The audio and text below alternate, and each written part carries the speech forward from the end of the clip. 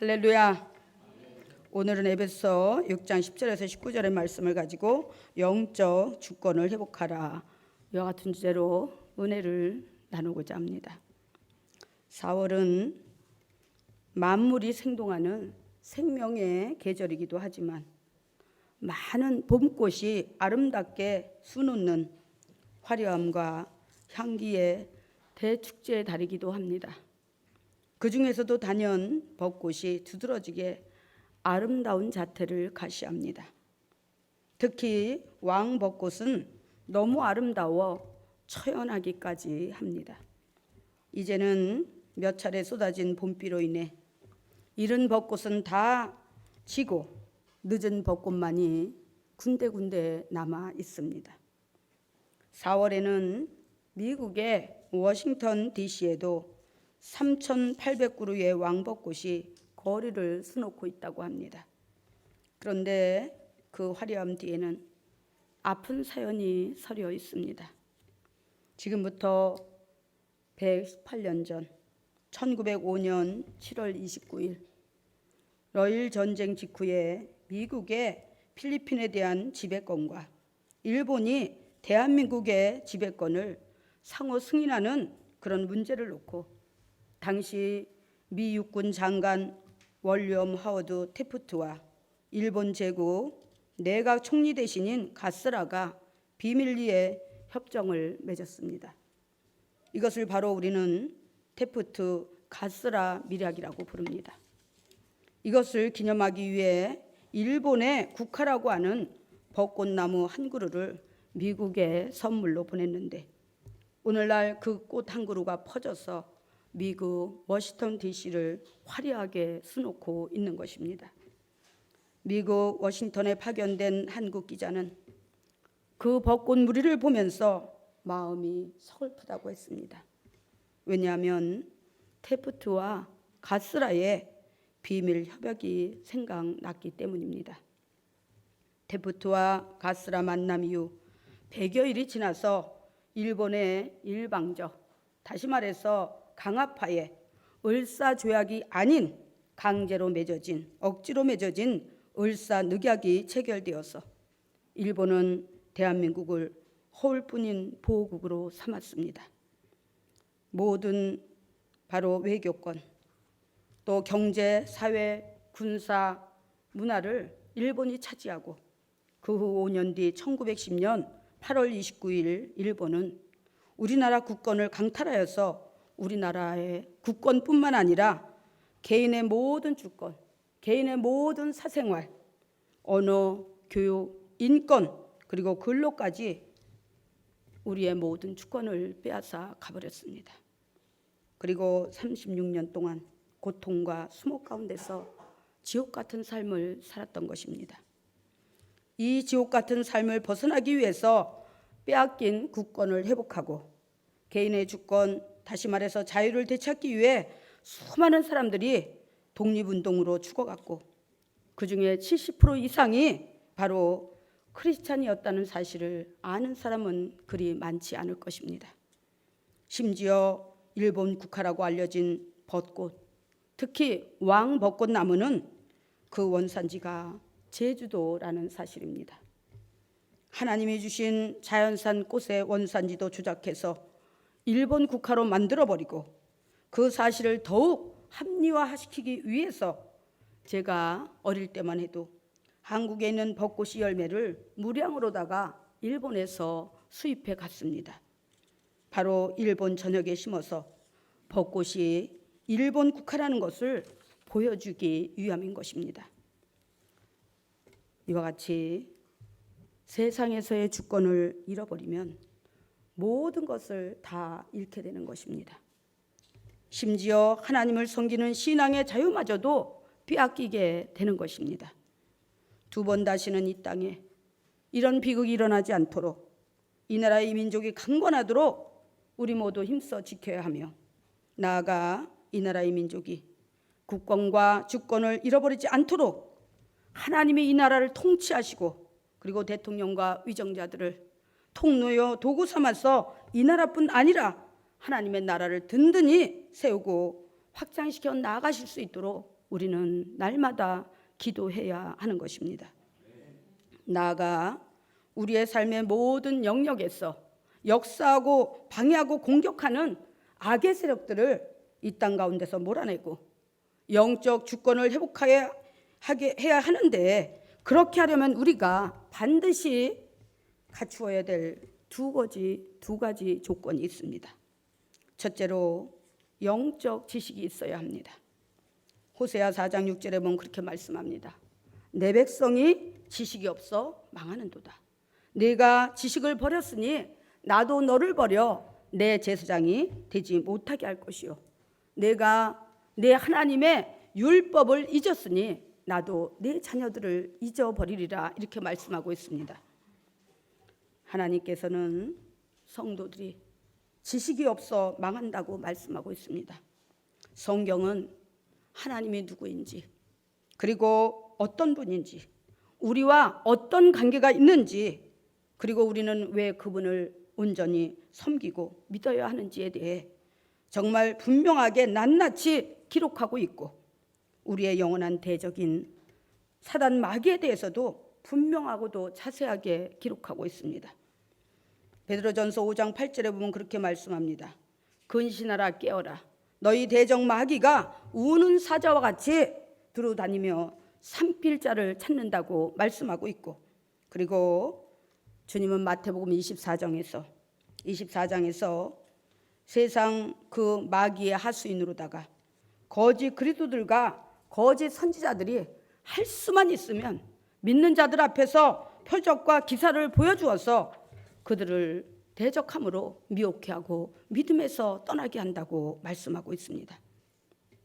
이는 모든 삶의 영역에서 수단과 방법을 가리지 않고 역사하고 방해하고 공격하는 것을 말하는 것입니다. 믿는 성도들은 신앙적인 그 면에서도 이단 사이비를 철저히 방어하고 견제해야 하지만, 사회, 정치, 경제, 군사, 문화 면에서도 관심을 가지고 세상이 어떻게 돌아가는지 분별할 줄 알아야 하는 것입니다. 성경은 우리에게 인생의 모든 영역에서 바로 우리가 사단 마귀를 대처하고 세상을 이기고 현명하고 지혜롭게 대처할 수 있는 그런 처세술과 분별력에 대해서 가르쳐주고 있습니다. 특히 시편 19편 7절에서 11절에 보면 인간이 인간답게, 특히 하나님의 자녀답게 살 수 있는 지혜와 능력에 대해서 말씀하고 있습니다. 우리가 한번 찾아볼까요? 시편, 앞으로 넘겨서 구약의 시편 19편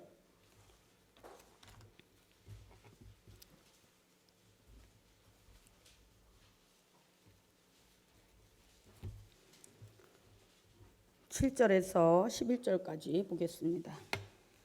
페이지 수는 창세기부터 구약 815면이나 816면에 있습니다. 다 찾으셨으면 다 같이 합독하겠습니다. 시작. 야훼 율법은 완전하여 영혼을 소성시키며 야훼 증거는 확실하여 우둔한 자를 지혜롭게 하며 야훼 교훈은 정직하여 마음을 기쁘게 하고 야훼 계명은 순결하여 눈을 밝게 하시도다.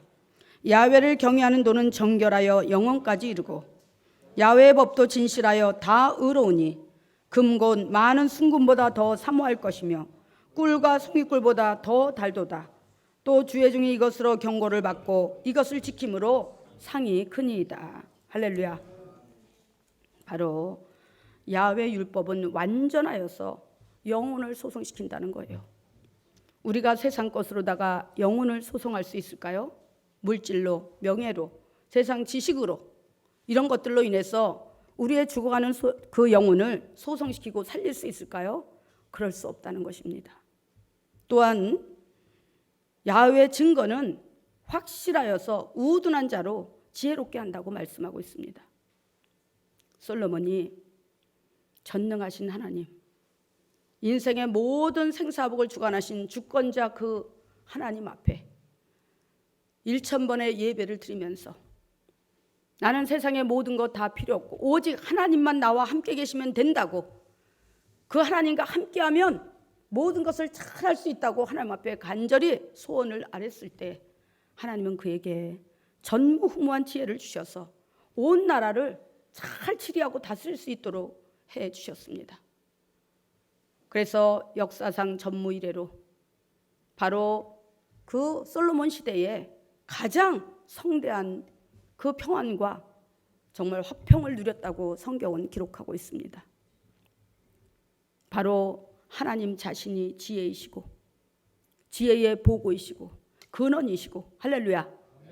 그래서 우리가 그 하나님이 우리와 함께 하시고 그 하나님이 우리의 내적인 모든 그 정신적 세계를 진리로 조명하시면 우리는 많은 세상 지식보다 정말 작은 지혜라 할지라도 그 지혜로 말미암아 우리가 세상의 모든 것을 능히 다스리고 이끌어갈 수 있는 힘이 주어지는 것입니다. 할렐루야. 그래서 야고보서 1장 5절에서도 그렇게 말씀합니다. 너희 중에 누구든지 지혜가 부족하거든 모든 사람에게 후히 주시고 꾸짖지 아니하시는 하나님께 구하라. 그리하면 주시리라. 할렐루야. 믿음의 사람들이 이 세상 가운데서 정녕 소유해야 하는 것은 물질도 아니고 지식도 아니고 명예도 아니고 권세도 아니고 하나님의 지혜라는 것입니다.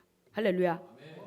그 지혜로 우리가 충만하고 성령의 능력으로 충만하면 우리의 삶 가운데 우리 눈에 보이지 않지만 막강한 그런 파워가 우리 안에 어떻게 해요? 축적되어져서 눈에 보이지 않는 어둠의 권세, 우리의 모든 삶의 자리에서 방해하고 공격하는 사단 마귀를 제어하고 밟을 수 있는 권세와 능력이 주어진다는 것입니다. 그렇게 하려면 우리는 무엇보다도 하나님에 대해서 알아야 하는 것입니다. 그것이 바로 영적 지식인 것입니다. 할렐루야. 또한 잠언과 전도서에서는 하나님의 자녀로서 세상 가운데서 어떤 모습으로 살아야 하는지 바로 지혜로운 처세술에 대해서 가르쳐주고 있고 시대적 종말의 사회 징조에 대해서는 마태복음 24장에서 자세하게 기록하고 있습니다. 그런데 믿는 성도들이 인생의 지침서요 영원한 생명 양식인 말씀은 보지 않고 예배 때도 담임 목사님의 말씀에 귀 기울이지 않고 순종하지도 않으니 넘어지고 쓰러질 수밖에 없는 것입니다. 지난주에 우리는 부활절 예배를 드렸습니다. 부활절은 지나간 과거를 회상하고 돌아보는 기념적인 것에 그치지 않는다는 사실입니다. 왜냐하면 2000년 전에 십자가에서 죽으셨다가 부활하신 그 하나님은 오늘 이 순간 바로 이 자리에 영원하시고 살아계신 성령 하나님으로 이 자리에 오셔서 우리의 일거수일투족을 감찰하시고 할렐루야. 우리의 모든 필요를 채워주시며 할렐루야. 우리의 모든 기도에 귀 기울이시고 응답해 주신다는 사실입니다. 그래서 그로 말미암아 우리가 이 땅 가운데서 우리의 모든 삶의 현장에서 눈에 보이지는 악한 세력과의 싸움에서 이기면서 승리하며 나아가게 되는 것입니다. 오늘 여러분 한 주간 동안 세상 가운데서 어떻게 살다가 이 자리에 오셨는지 저는 알지 못합니다. 그러나 하나님은 모든 것을 낱낱이 알고 계십니다. 그런데 더 중요한 것은 여러분이 믿음으로 승리했기 때문에 오늘 이 자리에 와서 하나님 앞에 앉아 있을 수 있다는 사실입니다. 할렐루야. 주님은 말씀합니다. 나의 영으로 인치지 아니하면 아무도 내게 올 자가 없느니라. 내 생각으로, 내 발로, 내 의지로 내가 온 것 같지만 성령 하나님께서 여러분 한 분 한 분을 성령으로 인을 치시고 십자가 보혈로 덮으셔서 그 마음과 발걸음을 주장하셨기 때문에 오늘 이 자리에 나올 수가 있었다는 사실입니다. 할렐루야. 믿으십니까? 앞으로도 성령 하나님께서 우리를 인도해 가심으로 우리가 주님 오시는 그날까지 우리의 믿음을 바로 소유하고 나가게 될 것입니다. 그러기 위해서는 우리 모두는 아니 이 땅에 예수 그리스도를 믿는 모든 크리스찬들은 영원한 주권자여 생명의 주이신 하나님에 대해서 알아야 하고 그리고 또한 반면에 영원한 우리의 대적인 사단 마귀의 그 세력에 대해서도 알아야 하는 것입니다. 옛 속담에 그런 말이 있습니다. 알아야 면장도 한다고. 그리고 아는 것이 힘이다라는 말도 있습니다. 하나님에 대해서 알아야 하나님의 백성도 되고 자녀도 되는 것입니다. 요한복음 1장 1절에서는 그렇게 말씀합니다. 태초에 말씀이 계시니라. 이 말씀이 하나님과 함께 계셨으니 이 말씀은 곧 하나님이십니다. 말씀이 하나님이고 하나님이 말씀이라는 거예요. 그런데 여러분이 신앙생활을 하면서 말씀을 배제하고 말씀 있는 것을 게을리하고 어떻게 하나님에 대해서 알 수가 있겠습니까? 요한복음 1장 12절에서 13절에 보면 이렇게 말씀합니다. 영접하는 자, 곧 그 이름을 믿는 자들에게는 하나님의 자녀가 되는 권세를 주셨으니 이는 혈통으로나 육정으로나 사람의 뜻으로 나지 아니하고 오직 하나님께로서 난 자들이니라. 하나님께로서 난 자들. 다시 말해서 하나님의 말씀을 알고 그 말씀을 통해서 예수님이 누구인가를 알고 그분을 진정으로 정말 인격적으로 영적으로 메시아요 구세주로 모셔드리고 임마누엘 하나님이라는 그 사실을 내 가슴에 확신을 하면서 그분을 섬길 때, 그분의 뜻에 따라 우리가 살아갈 때 우리는 하나님의 자녀가 될 수 있다는 것입니다. 믿으십니까? 아멘. 또한 에베소 6장 12절에서는 분명히 말씀합니다. 우리의 씨름은 혈과 육에 대한 것이 아니요 정사와 권세와 이 어둠의 세상 주관자들과 하늘에 있는 악의 영들에게 대함이라고 말씀합니다. 또한 에베소 6장 13절에서는 그렇게 말씀합니다. 그러므로 하나님의 전신갑주를 취하라. 이는 악한 날에 너희가 능히 대적하고 모든 일을 행한 후에 서기 위함이라. 할렐루야. 바로 사단 마귀를 대항할 수 있는 영적 무기, 즉 하나님의 전신갑주를 취하라고 말씀하고 있습니다. 사랑하는 성도 여러분, 여러분은 지금 하나님에 대해서 그리고 사단 마귀에 대해서 얼마나 알고 계십니까? 오늘 이 순간부터 말씀을 읽고 기도하고 성령님을 의뢰함으로 영적 지식을 갖추고 영적 싸움에 대비하시기를 주님의 이름으로 축원합니다. 그다음에 두 번째는 영적 권세를 가지고 영적 세력을 확장해 나가야 하는 것입니다. 영적 세력과의 싸움에서 승리하기 위해서는 주 안에서의 능력으로 강건해지고 마귀의 계계를 능히 대적해야 하는데 그렇게 하기 위해서는 우리는 반드시 하나님의 전신갑주로 무장하라고 성경은 말씀하고 있습니다.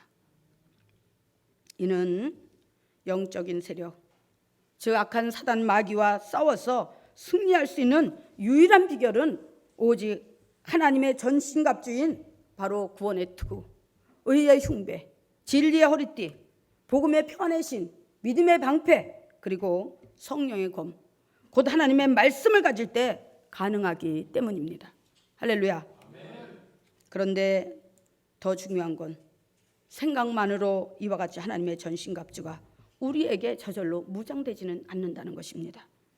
성령 안에서 하나님의 약속의 말씀을 붙들고 무시로 성령 안에서 기도할 때 우리에게 아주 강한 그런 무기로다가 장착되어진다는 사실입니다. 성령님은 우리를 가르치시고 상담하시고 도와주시는 전인적인 솔루션을 제공해주는 보혜사 성령 하나님이십니다. 그 성령님을 인격적으로 영적으로 모셔드리고 그분의 도움을 청할 때 성령의 검, 즉 말씀의 능력의 칼이 우리 안에 작동되는 것입니다. 그러므로 히브리서 4장 12절에서는 그렇게 말씀합니다. 하나님의 말씀은 살았고 운동력이 있어 좌우의 날선 어떤 검보다도 예리하여 영과 홍감이 간절과 골수를 찔러 쪼개기까지 하며 또 마음의 뜻과 생각을 감찰하시나니. 할렐루야. 여러분 한번 상상을 해보시기 바랍니다. 하나님의 말씀은 한쪽만 아니라 양날의 검이라는 거예요. 양날의 검이라는데 그 말씀의 검이 여러분의 손에 들려진다면 무엇이 문제가 되고 무엇이 두렵겠습니까? 그 말씀의 검은 여러분이 잡고 휘두르는 것이 아니라 여러분의 손에 들려지면 성령님이 여러분을 도구여 통로 삼아서 그 말씀의 검을 사용하시는 것입니다. 할렐루야. 옛날에 우리가 하나님을 모를 때 정말 거의 99%는 미신을 믿고 살았습니다. 그렇죠? 6.25 사상이라든가 불교 사상이라든가 이런 것들이 우리 안에 있었기 때문에 모두가 다 미신을 믿고 살았습니다. 저도 어렸을 때 봤어요. 그런데 무당이 춤을 출 때 양날의 검에서 춤을 춘다고 했습니다. 작두를 탄다고 그러죠. 그렇죠? 그러면 사람들이 너무너무 신기해서 그냥 감탄을 하고 그것을 지켜봤던 그런 모습이 떠오릅니다. 그런데 그것은 아무것도 아니에요. 하나님은 그런 눈에 보이는 도구가 아닌, 무기가 아닌, 눈에 보이지 않지만 가공할 만한 위력을 가진 두 날 가진 검을 가지고 그걸 가지고 성도들 손에 들려줘서 그것을 사용해서 우리 눈에 안 보이는 사단 마귀를 물리치고 제어하고 밟고 죽일 수 있는 그런 권세를 우리에게 부여하셨다는 사실입니다. 할렐루야. 그런데 우리가 하나님에 대해서 모르기 때문에, 말씀에 대해서 무지하기 때문에 그 양날의 검을 사용할 수가 없는 것입니다. 그래서 성령님이 보혜사요, 상담자요, 우리를 도우시는 그런 하나님으로 우리 가운데 와 계시는 것입니다. 그래서 우리가 하나님의 말씀을 들고 기도하면 성령님이 그래, 이렇게 하면 돼, 저렇게 하면 돼, 이렇게 할 수 있어, 너는 할 수 있어 하면서 우리에게 계속 합당하고 온전한 솔루션을 우리에게 제공해 주시는데, 우리가 귀가 멀고 눈이 멀고 마음의 문이 닫혀서 기도하지 않으므로, 말씀 보지 않으므로 하나님의 그 세미한 음성을 듣지 못한다는 것입니다. 할렐루야. 세상은 점점 화려해지고 요란스러워집니다. 그러면 사람들은 육안의 시선은 그 화려함과 요란함을 쫓게 돼 있어요. 그래서 그러죠. 사람은 환경의 지배를 받는다고, 분위기에 약하다고. 그런데 우리가 그 모든 것을 능히 초월해서 하나님의 영적 주권을 회복하고 그 영적 주권을 행사하면서 세상 가운데 승리하려면 바로 어떻게 해야 돼요? 성령님을 온전히 의뢰해야 한다는 것입니다. 스가랴 4장 6절에 보면 그렇게 말씀합니다. 이는 힘으로도 되지 아니하고 능으로도 되지 아니하고 오직 나의 신으로 되느니라. 이스라엘 민족이 바벨론 포로에서 돌아와서 바로 스룹바벨이 하나님의 무너진 성전을 재건하려고 할 때, 그래서 우리는 뭐 솔로몬의 성전, 뭐 헤롯의 성전, 스룹바벨의 성전 이렇게 분리하고 부릅니다. 그런데 성령님이 그러셨어요. 스룹바벨에게 네 힘으로 될 것 같으냐? 내 능으로 될 것 같아? 어림도 없지. 바로 성령 하나님의 능력으로 된다고 말씀하셨습니다. 이는 힘으로도 되지 아니하고 능으로도 되지 아니하고 오직 나의 신으로 되느니라. 할렐루야. 이 믿음의 공동체, 교회, 하나님의 성전은 성령님의 철저한 주도 아래 성령님의 충만한 임재와 역사신 가운데 살아 움직인다는 사실입니다. 할렐루야. 여러분들이 단순히 주일날 내가 교회 가서 예배 드리고 와야지 이러고 왔겠지요. 그러나 바로 이 성전은 주님의 핏값으로 세운 성전이고, 그리고 우리가 주일 예배를 드리러 집에서 준비할 때 이미 하나님은 1시간 전에 하늘문을 확장 열으시고, 얘들아 예배 받을 준비해. 응? 나의 자녀들이 오늘 성일이라고 찬양을 하고 기도를 하고 예배를 드리는데 문 열어라, 하늘문 열어라 하면서 명령을 하시면 그때 하늘문이 확장 열리는 것입니다. 그런데 여러분들은 그것도 모르고 시간 지나서 슬렁거리고 오고, 아유 오늘은 가기 싫은데, 아유 그래도 가자 이러면서 억지로 오고, 응? 이미 우리 찬양단은 9시 50분에 여기 다 모여요. 그래서 30분 동안 찬양을 준비합니다. 그리고 30분 정확히 되면 찬양을 들어가요. 제가 그랬어요. 1시간 전부터 찬양 준비하라고. 왜? 하나님은 1시간 전부터 하늘문을 여시고 찬양을 받기 위해서, 예배를 받기 위해서 모든 준비를 하시는데, 감히 우리가 그 위대하신 하나님 앞에서 시간도 안 지키고 마음도 준비도 안 하고 이런 상태로 오면은 하나님이 영광을 받으시겠습니까? 하나님이 기쁘시겠습니까? 그래서 많은 주의 종들이 그런 얘기를 하는 것입니다. 예배 성공자가 되라고. 우리가 수예배도 오고 금예배도 오지만 특히 썬데이 신자들, 주일만 오는 사람들, 그날 와서 한 번 하나님과 마주치는데 그렇게 무성의해야 되고 그렇게 준비가 없어야 되겠느냐 하는 것입니다. 할렐루야. 예수님은 십자가에서 못 박히시고 죽으시고 그것도 부족하셔서 성령 하나님으로 다시 오셔서 우리가 마지막 그날까지 주님이 재림하셔서 상벌 주러 오시는 그 순간에 벌받지 않고 다 상받는 자 되게 하기 위해서 한 사람 한 사람의 일거수일투족을 주장하면서 우리를 따라다니고 보호하시고 인도하시고 우리를 권면하시고 그것도 부족하셔서 로마서 8장 26절에서는 이렇게 말씀합니다. 이와 같이 성령도 우리의 연약함을 아시나니 우리가 마땅히 빌 바를 알지 못하나 오직 성령이 탄식함으로 우리를 위하여 간구하신다고 말씀하고 있습니다. 할렐루야.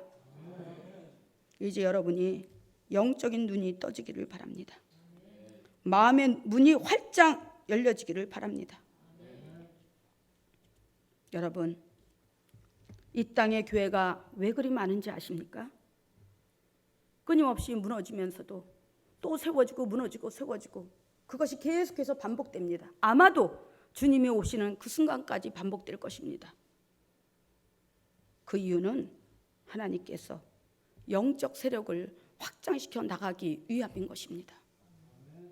요즘에는요, 교회가 뭘 다루면 안 와요. 응?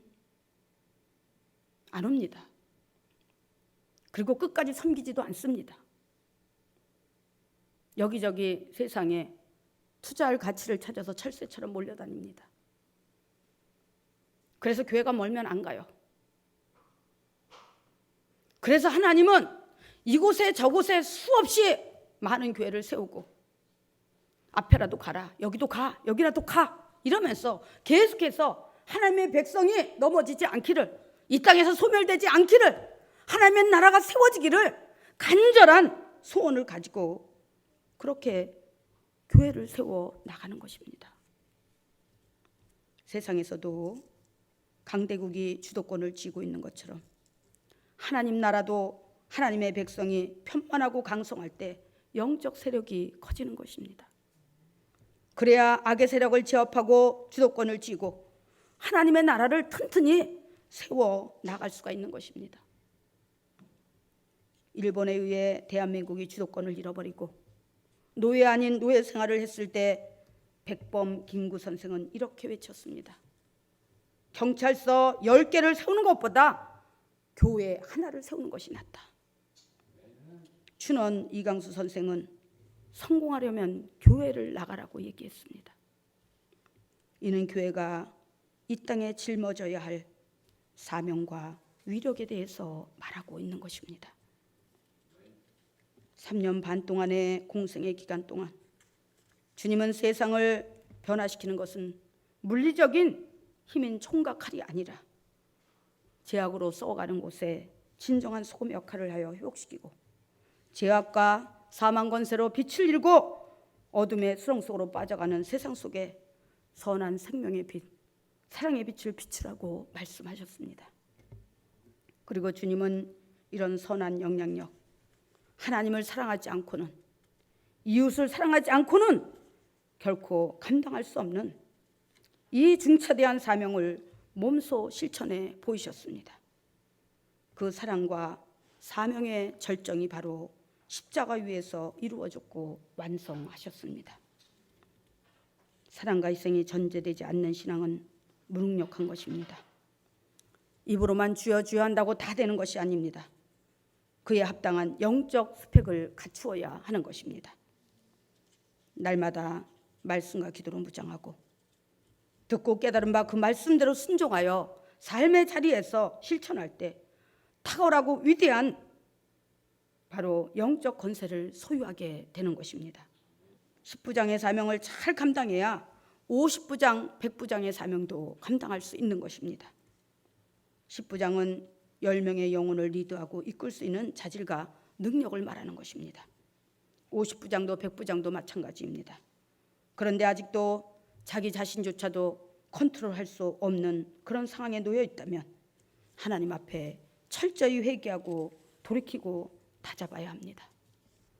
홍안의 소년 다윗이 어떻게 백전백승 싸움의 명장인 골리앗을 이기고 승리했겠습니까? 영적 권세와 거기에 따른 지혜와 사랑과 희생을 통해서 단련되고 준비되어 졌기 때문입니다. 영적인 주도권을 사단 마귀에게 빼앗긴다면 국권도 개인의 주권도 다 잃어버리게 되는 것입니다.